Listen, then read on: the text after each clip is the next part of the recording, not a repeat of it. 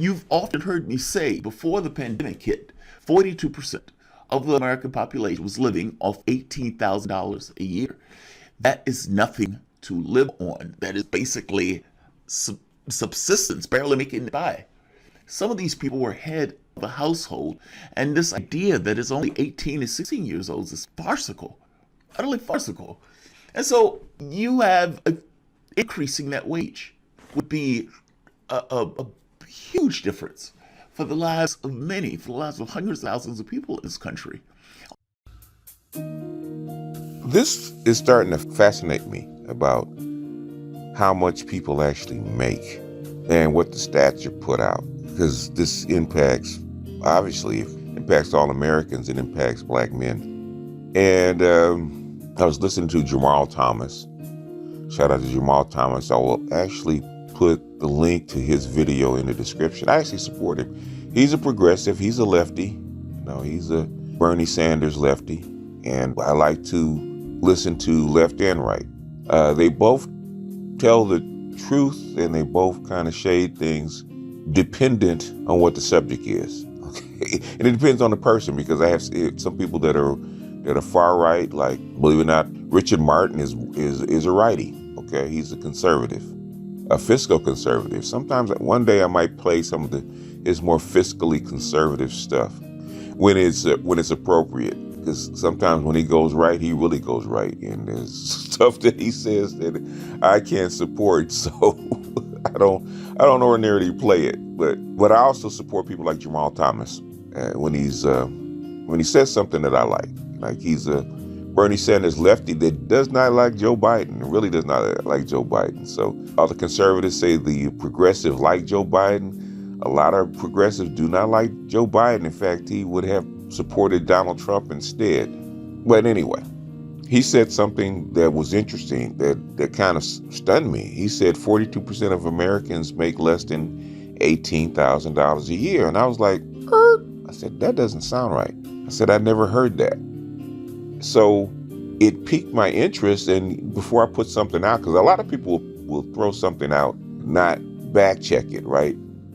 And not link it up with other sources. And since Google's my friend, I don't do that. I try not to do that. I said I'd rather take 5-10 minutes to do a Google search to at least get some kind of cooperating evidence. I was listening to Hoodservative, David Monroe, man, on Art New Styles, and he was talking about a couple of things, man. So I asked him for a source. And he kept giving me sources that didn't back up, number one, what he was saying. Number two, there was no corroborating sources that were legitimate that backed up anything that he said. So it's like a lot of people throw out stuff that can't really back up what they're saying. There is no linkage. They don't do their research. They throw out ideas and concepts, and it's cool if it's your opinion, but you try to throw it out as fact, and it's not like, okay, dude, it doesn't back up. You didn't back up what you said. But anyway, let me get into the video. I don't want to make this too long, and let me stop rambling. What he said, 42% of Americans make $18,000 or less.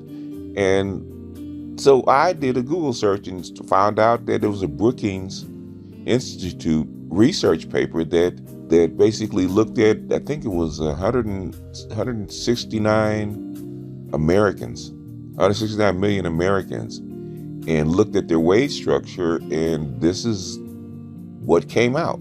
So I found this article on, believe it or not, CBS. It's dated December 2nd, 2019. This is before COVID, before the COVID depression. And this is what they found. So I'm going to read it and give you a comment on the other side. I'm going to try to make this short and sweet. December 2nd, 2019. Almost half of U.S. workers between the ages of 18 to 64 are employed in low-wage jobs, the Brookings Institution found. Low-wage jobs are pervasive, representing between 1/3 to 2/3 of all jobs in the country's almost 400 metropolitan areas. Smaller cities in the South and West tend to have the highest shares, such as Las Cruces, New Mexico, and Jacksonville, North Carolina, where more than 6 in 10 workers are in low-wage work. America's unemployment rate is at a half-century low, but it also has a job quality problem that affects nearly half the population, with a study finding 44% of the U.S. workers are employed in low-wage jobs that pay median annual wages of $18,000. Contrary to popular opinion, these workers aren't teenagers or young adults just starting their careers. Right, Martha Ross. Nicole Bateman of the Brookings Institution's Metropolitan Policy Program, which conducted the analysis. Most of the 53 million Americans working in low-wage jobs are adults in their prime working years, are between about the ages of 25 and 54, they noted. Their median hourly wage is $10.22 per hour. That's above the federal minimum wage of $7.25 an hour, but well below what's considered the living wage for many regions. Even though the economy is adding more jobs, there's increasing evidence that many of those new positions don't offer the kind of wages and benefits required to get ahead. A new measure called the Job Quality Index recently found there is now a growing number of low-paying jobs relative to employment with above-average pay. For the U.S., the overall median household is $66,465. According to Centier Research, with roughly half of families earning less than that amount. Workers aren't shy about expressing their frustrations, with about 6 of 10 workers saying their jobs are mediocre to downright bad. According to a recent Gallup job quality survey, for instance, 1 in 5 workers told Gallup their benefits are worse now than 5 years ago. Not enough jobs paying decent wages. Low-wage jobs represent between 1/3 and to 2/3 of all jobs in the country's almost 400 metropolitan areas. Brookings found smaller cities in the South and West tend to have the highest share, such as Las Cruces, New Mexico, and Jacksonville, North Carolina, where more than 60% of workers are low-wage. But not only small cities in the South and the West have a high proportion of low-paid jobs, Brookings authors noted. Places with some of the highest wages and most productive economies are home to large numbers of low-wage workers, nearly 1 million in the Washington, D.C. area, 700,000 in Boston and San Francisco, and 560,000 in Seattle, Ross and Bateman wrote. But they added the issue can't entirely be addressed by improving workers' skills, since low-wage jobs reflect the strength of a local economy. Recent research suggests there simply aren't enough jobs paying decent wages for people without college degrees, who make up the majority of the labor force, to escape low-wage work, they wrote. In other words, if low-wage workers undergo training and learn new skills, they're not guaranteed to find good-paying jobs anywhere near where they currently live. So what makes a good job? Simply put, middle-class wages and benefits like health insurance, according to previous research from Brookings. But only about 30 million Americans have good jobs by that definition, and most of those are held by workers with college degrees, it found. The reality is that Americans are working but aren't earning enough to gain stable economic footing, as Ross and Bateman noted. Nearly half of all workers earn wages that are not enough on their own to promote economic security. Very interesting. I have the Brookings report.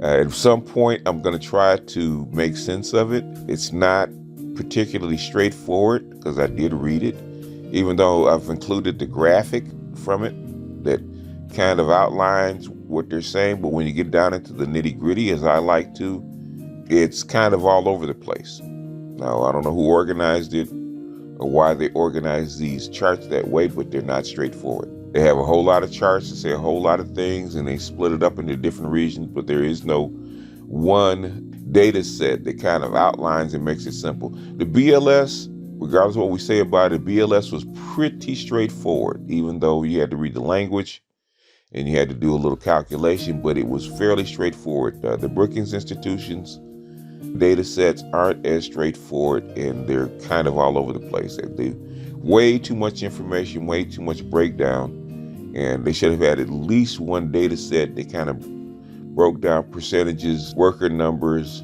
And earnings, if you put down earnings, people, and the amount of people making those earnings, you can get a pretty good sense pretty quickly about what people earn and what the percentages are, especially when you compare it to the overall number of workers. The first graphic summed it up pretty well. The thing is that it doesn't give a good detail, and it doesn't prove everything that's true. That's true, or maybe a decent explanation. But I thought I'd throw it out. I still have questions, even though Jamal Thomas did say it. I still have questions about it. Am I convinced? I'm leaning toward it, but I'm not quite convinced because I need more hard data than that, and I didn't see it in the Brookings Institution's paperwork. Even though it was a long PDF, could have been made shorter. There's a lot of fluff could have been left out to just give us the facts, like Sergeant Friday says. And they gave us more fluff and less facts. So I hope they redo it, hope they revisit it, and so we can get some clarity, because after COVID-19, I'm sure things have changed. But 60 Minutes, I think 60 Minutes did do a piece on this, even though I didn't see it. I'd probably need to plug back in. I've been unplugged for the last couple of years, so I probably need to plug back into the domestic economy, especially since Biden's first 100 days are rolling right now, and kind of get my head out of geopolitics a little bit. But anyway, let me jump off of here. This is BGS out, and I'll see you guys on the next one. Peace.